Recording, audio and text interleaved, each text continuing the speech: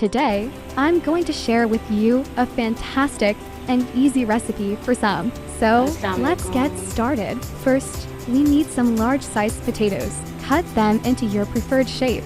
I'm going for the classic finger shape. Sprinkle some corn flour and chicken powder on your fries. Once that's done, it's time to add flavor, meal or as a tasty side to any meal. And then it's time to fry them up at medium heat. Now, here's the fun part.